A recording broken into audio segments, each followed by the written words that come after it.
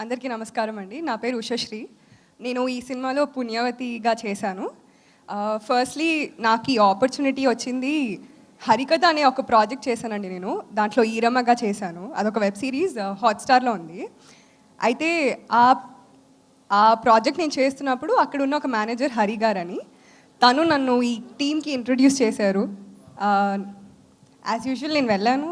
శ్రీనివాస్ గారిని కలిసినాక he liked it. He was looking for a dusky girl with big eyes. Luckyగా I was there and I think theatre artist కోసం చూస్తున్నారు. So that's how I got through అండి. I think I should thank Hari garu first and Srinivas Manne garu.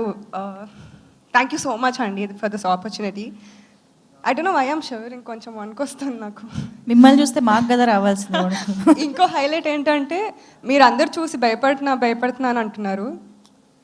నా పరిస్థితి ఎవరికి చెప్పుకోవాలి? నన్ను చూసి నేనే భయపడుతున్నా.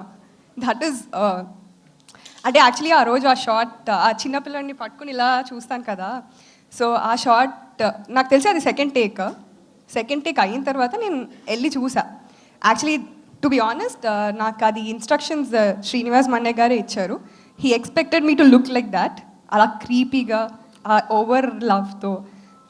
So I think those inputs ఏమంటారు have built this character Punyavati a lot. Ante andi, thank you so much for that, Srinivas garu. And also I wanted to thank you guys, especially Trigun and Heba. Thank you very much. I think actually they have come and appreciated me. I felt are ila established actors kuda they come down and appreciate the new upcoming actors. I think they are very sweet. I felt that's very nice of them. Thank you very much guys. And Damodar గారు thank you so much. ఇన్ని రోజులు నన్ను దాచిపెట్టారు, ఇప్పుడు బయటకు తీసుకొచ్చారు. అంతా వీళ్ళ పనే, లేకపోతే ముందే తెలుస్తుండే మీకు నేను. అంటే థ్యాంక్ యూ.